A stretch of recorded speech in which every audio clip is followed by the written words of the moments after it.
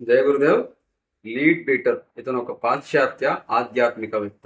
ఇతను సనాతన ధర్మం యొక్క గొప్పతనాన్ని అతని యొక్క గ్రంథాల్లో పొందుపరచడం జరిగింది. అందులోనే ఇతని యొక్క అనుభవాన్ని కూడా పొందుపరచడం జరిగింది. ఆ అనుభవంలో ఒకటి ఇప్పుడు మనం తెలుసుకుందాం. ఇతను ఒక మంత్ర సాధకుని వద్దకు వెళ్ళి, అయ్యా మీరు జపం చేస్తున్నంత సేపు మీ ముందు నేను కూర్చోవచ్చా అని అడగడం జరిగింది. అతను అందుకు సరే అన్నాడు.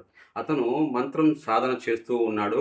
అతని ముందు ఇతను కూర్చొని కళ్ళు మూసుకొని అతన్నే చూస్తూ ఉన్నాడు. ఈ లీడ్ పీటర్‌కి దివ్య దృష్టి ఉంది. ధ్యానంలో ఇతను చూడగలడు. అవతల ఏం జరుగుతుందనే విషయాన్ని ఇతను చూడగలడు. ఆ సాధకుడు మంత్ర జపం మనసులో చేసుకుంటూ ఉన్నాడు. మంత్రం ఏంటనేది ఇతనికి తెలియదు. కొద్దిసేపటి తరువాత ఆ సాధకునిలో నుంచి ఒక కాంతి బయటికి వస్తూ, అది గోపురాకారంలో తయారవుతూ, ప్రయాణిస్తూ సూర్యమండలంలో కలవడం జరిగింది.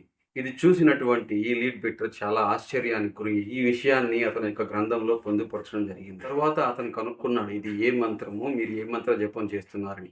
అప్పుడు అతనికి తెలిసిన విషయం ఏంటంటే, ఇది గాయత్రి మంత్రం అని తెలుసుకున్నాడు. ఓహ్! ఈ మంత్రానికి ఇంత శక్తి ఉన్నదా? సనాతన ధర్మంలో ఉన్నటువంటి వేద మంత్రాలకి ఇంత శక్తి ఉన్నది అని చెప్పి అతని యొక్క గ్రంథంలో పొందుపరచడం జరిగింది.